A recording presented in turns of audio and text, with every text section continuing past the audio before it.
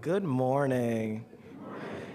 First of all, I just want to thank you all for this opportunity. I want to thank Jim and everyone who was taking a part in me getting here today, and I just am really appreciative to join with you all today. I give you greetings from both Butler University and my spiritual place, which is Light of the World down the street on Michigan. We both bid you greetings. So I want to start today with two poems. The first one is by the poet Maya Angelou, called Love's Exquisite Freedom. She writes, "We unaccustomed to courage, exiles from delight, live coiled in shells of loneliness until love leaves its high holy temple and comes into our sight to liberate us into life. Love arrives, and in its train comes ecstasies, old memories of pleasure, ancient histories of pain. Yet if we are bold, love strikes away the chains of fear from our souls. We are weaned from our timidity in the flush of love's light. We dare be brave, and suddenly we see that love costs all we are and will ever be. Yet it is only love which sets us free." The second poem is by Sandra Connor, called Love's Freedom. "I turned to love and said, 'I must be free.' And love said, 'Surely, take your liberty.' I asked, 'In truth, you set me free to roam?' Then love replied, 'Just remember home.' And so I flew north, south, east, and west, and finally back home I came to rest. Then turned to love and said, 'You were so brave to let me try my wings, so much you gave.' Love smiled and said, 'Refusal to set you free would mean I loved not you, but only me.'" So I want to talk a little bit today about the concept of love and how it's both a liberatory praxis in our intimate relationships as well as in our politics and so many other domains of our life. One of the products of the European Enlightenment era of the 17th and 18th centuries was a deeper reliance on reason and rationality rather than religious faith to answer the questions of the world. Following Descartes and Kant's revelation about the power of the human mind, a departure began from the medieval Christian and Islamic philosophies toward philosophies that center human rationality. This later developed into the emphasis on individualism we see in the Western world today. The question that I want to approach today is, what room do we have in our current philosophical framework for things like love? Sure, we have intimate bonds that center our existence, from our family to our friends, from our neighbors to our fellow church members. We have implicit, unspoken priorities in place regarding the people we care about. However, because the emphasis of our philosophies gravitate around things like private property, personal gain, and perceived value, perhaps we have lost the capacity for real communal love. In order to understand this kind of love, we must think about some very foundational aspects of our understanding of the world.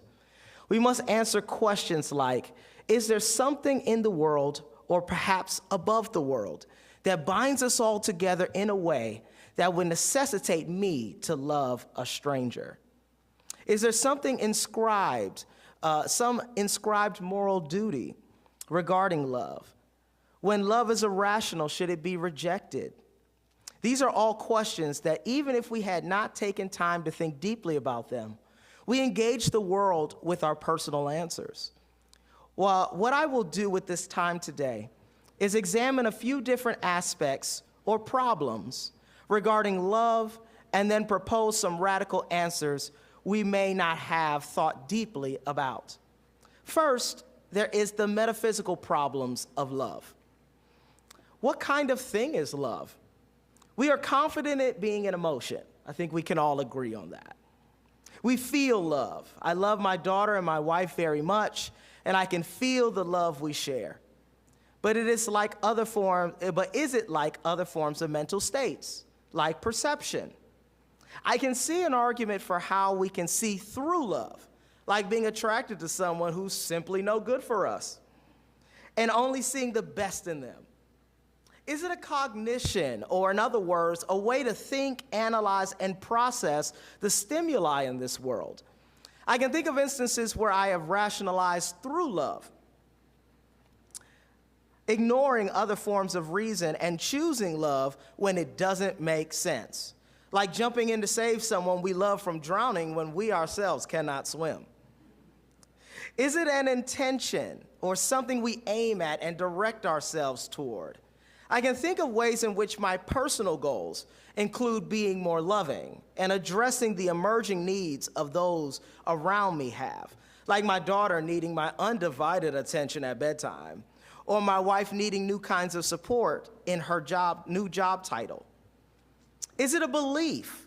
Our beliefs are both anchored by what we claim to know, also known as epistemic truths, and our beliefs help guide us through what we don't know, which we commonly call faith. Love often helps sustain us when we do not have the answers about the world. And even when we do, love helps us cope with the harshness of those truths. Is love a desire? Absolutely. I don't think I've met a person that does not want to be loved. Is it a phenomenal feeling, like pleasure or pain, something that we can tangibly feel? Certainly a hug or a kiss can convey pleasure.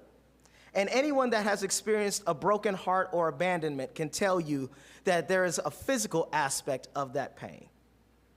So we are left with more questions than answers regarding what love is.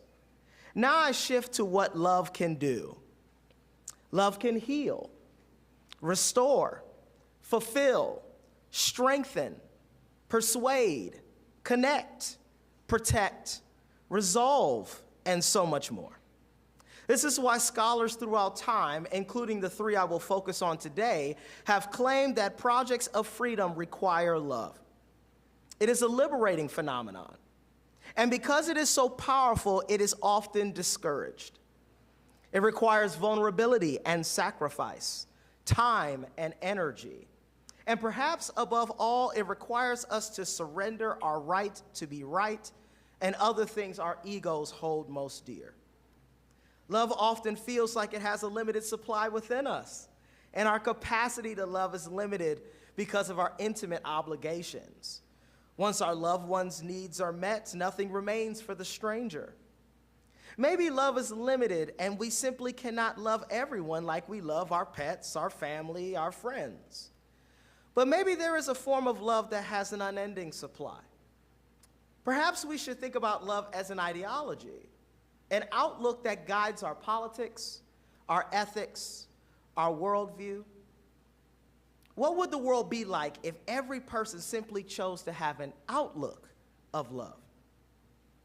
Bell Hooks, and you can pull the Bell Hooks slide up, argues that we should live by a love ethic, which is a perspective that believes everyone has the right to be free and live fully and well.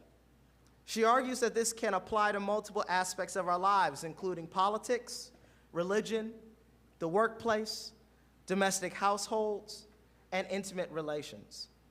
She goes as far to say that, quote, society's collective fear of love must be faced if we are to lay claim to a love ethic that can inspire us and give us courage to make necessary changes, end quote.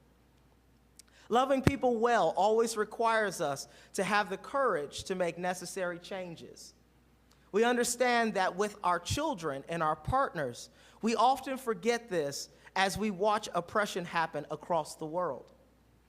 As near as our street corner and as far as foreign countries, if we care about them from an ideology of love, then we must find the courage to act, to change, to grow, to imagine a better world.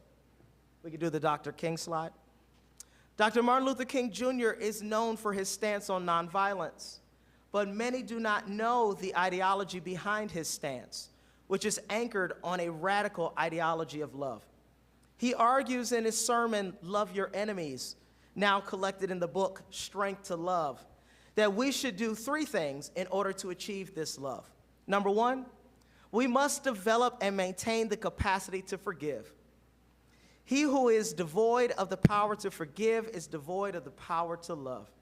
Number 2, we must recognize that the evil deed of the enemy neighbor, the thing that hurts us, never quite expresses all that he, she, or they is.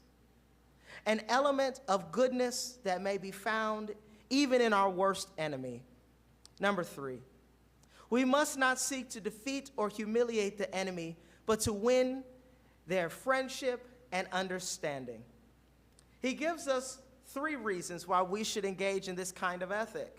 Number 1, returning hate for hate multiplies hate, adding deeper darkness to a night already devoid of stars. Number 2, hate scars the soul and distorts the personality. And number 3, love is the only force capable of transforming an enemy into a friend.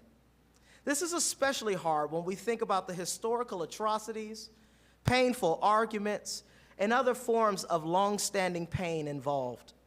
However, there is no lasting resolution without love. And love requires us to forgive, to see a person beyond their offense, and to try to understand them even if we disagree. As they commonly say in psychology, forgiveness is not for the ones being forgiven. It is for the mind and the soul of the person doing the forgiving. For our sakes and the sakes of those we care about through a radical philosophy of love, we must forgive and move forward, not forgetting what has been done, but choosing to value their potential over their past. And then we can go to the Howard Thurman slide. Howard Thurman, a mystic and mentor of Dr. King, gives us the following passage that underscores a radical philosophy of love.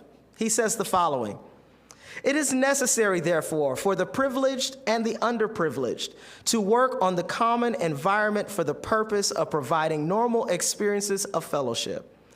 This is one very important reason for the insistence that segregation is a complete ethical and moral evil.